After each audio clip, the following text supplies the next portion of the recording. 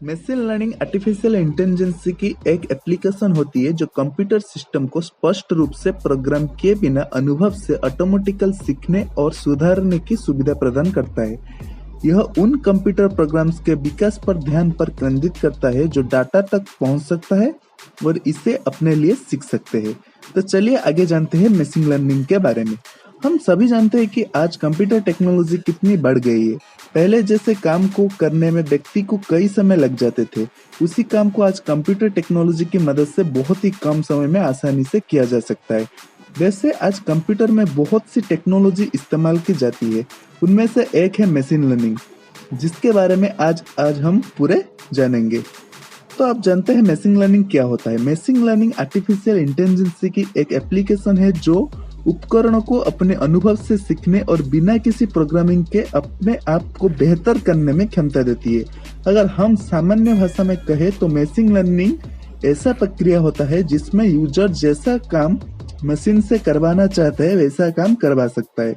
इस प्रक्रिया में मशीन इंसानों के जैसे चीजों को सीखती है और इसके लिए उन्हें किसी व्यक्ति की आवश्यकता भी नहीं होती है। इसमें लर्निंग की जो प्रक्रिया है वो अवलोकन और डाटा से शुरू होती है। ये सबसे रोमांचक तकनीकों में से एक है। बहुत से लोग मशीन लर्निंग काफी अच्छे से जानते हैं। जैसे जब आप इंटरनेट पर किसी चीज की शॉपिंग करती है तो तब आपकी शॉपिंग से जो मिलते जुलते विज्ञापन दिखाने को मिलता है वो मशीन लर्निंग की मदद से ही रन करते हैं। अब जानते हैं मशीन लर्निंग के प्रकार। मशीन लर्निंग को मुख्य रूप से 3 भागों में बांटा गया है। जैसे कि पहला हमारा हो गया सुपरवाइज्ड लर्निंग। सुपरवाइज्ड लर्निंग वो होता है जिसमें इनपुट दिया जाता है और इनपुट से रूप से आप लेबल डाटा जिसमें आंसर शामिल है। उदाहरण के लिए एक ट्रैफिक साइन के साथ एक तस्वीर आउटपुट या लेबल की भविष्यवाणी करना। एल्गोरिथम इन लेबल डाटा के आधार पर सही रिजल्ट का अनुमान लगाता है।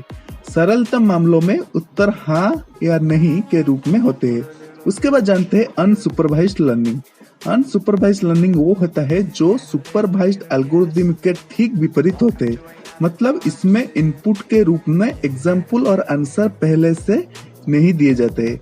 इसमें मशीन एल्गोरिथम को डाटा के आधार पर खुद से ही अनुमान लगाना होता है। उसके बाद जानते हैं रेनफोर्समेंट लर्निंग। रेनफोर्समेंट लर्निंग एक प्रकार की सेल्फ डिपेंडेंट एल्गोरिथम होती है जो खुद से निर्णय लेने में सक्षम होती है। ये सबसे जटिल मशीन एल्गोरिथम होती है जो बनाए गए सॉफ्टवेयर को जरूरत पड़ने पर खुद से मॉडिफाई कर सकती है। उदाहरण के तौर पर अगर ऑटो ड्राइविंग कार से जो अलग अलग जगहों पर जाती है और अलग अलग चीजों को देखती है और समझती है। अब जानती है मशीन लर्निंग की कुछ एग्जाम्पल। जैसे कि मशीन लर्निंग का सबसे अच्छा उदाहरण यह है कि जैसे मान लीजिए आप एक मोबाइल विक्रेता है और आपको अपनी दुकान के लिए मोबाइल का ऑर्डर देना है, तो आप किस बेस को मोबाइल का ऑर्डर देंगे कि आपको कितने मोबाइल मंगवाना है।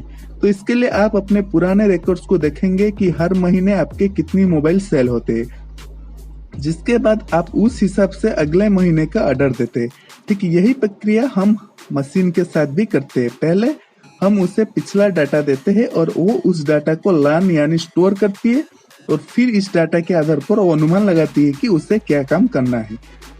तो मशीन लर्निंग सीखने के लिए आप भारत के किसी भी एक सर्वश्रेष्ठ संस्था में प्रवेश कर सकती है जो वो कोर्स भी प्रदान करती है जिसके आप तलाश कर रहे हैं। मशीन लर्निंग सीखने के लिए आपको पूरी 220 घंटे देनी होती है, जिसमें 120 घंटे हर सप्ताह क्लास में देने होते हैं, जबकि अतिरिक्त 100+ घंटे की पढ़ाई ऑनलाइन मोड में होती है। यहाँ पर उम्मीदवार फैकल्टी के द्वारा दी गई सामग्री, प्रोजेक्ट्स और वेबिनार्स को पढ़ते और सीखते हैं। अगर आपने मास्टर इन साइंस, मैथ और सांख्यिकी, बीई और बीटेक या एमएससी कोर्स किए हैं तो आप यह कोर्स कर सकते हैं। भारत में आर्टिफिशियल इंटेलिजेंस और मशीन लर्निंग कोर्स फीस हर इंस्टीट्यूट के हिसाब से अलग अलग होती है।